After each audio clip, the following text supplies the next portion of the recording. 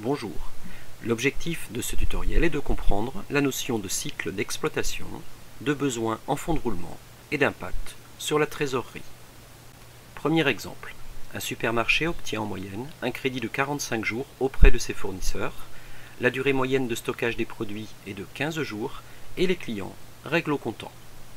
Représentons ces trois informations sur l'axe temps. Le jour 0, c'est l'achat de marchandises à crédit. En moyenne, elles sont stockées 15 jours avant d'être vendues au client et l'encaissement intervient le jour même. Parallèlement, le crédit fournisseur est d'une durée de 45 jours. L'entreprise bénéficie donc d'une ressource de financement puisque l'encaissement de la vente intervient avant le paiement de la dette fournisseur. On parle alors d'excédent de financement d'exploitation.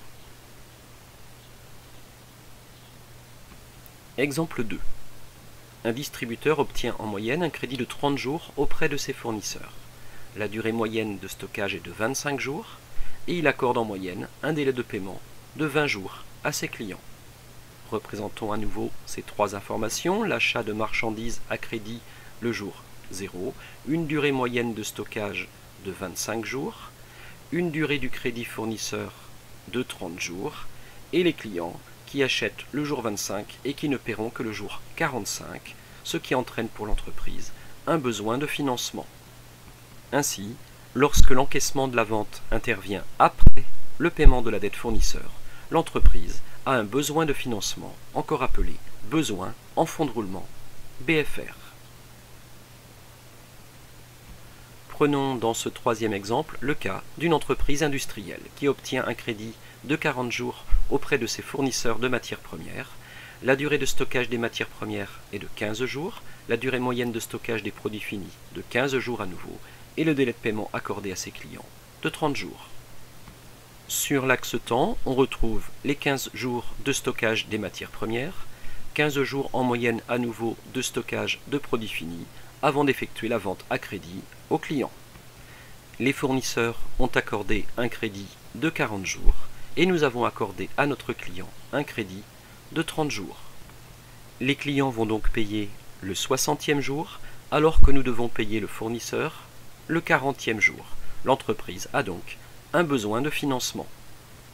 Comme dans la diapositive précédente, lorsque l'encaissement de la vente intervient après le paiement de la dette fournisseur, l'entreprise a un besoin de financement appelé besoin en fonds de roulement ou BFR.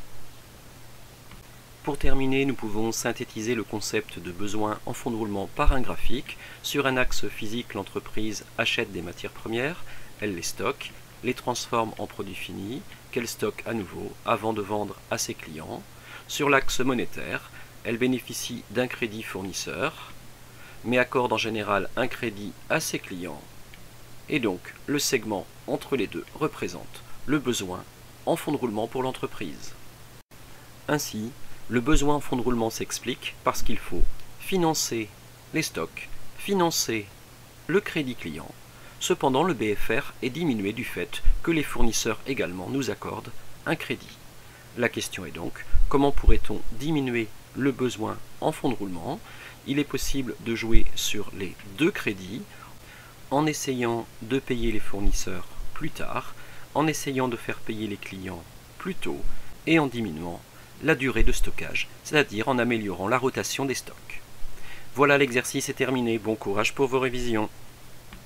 Vous retrouvez ici les principales ressources à votre disposition, un cahier d'entraînement de gestion pour vos concours ou vos examens, l'adresse mail sur l'Académie de Nantes, un blog, 2 chaînes YouTube, une chaîne gestion, une chaîne économie et un site internet.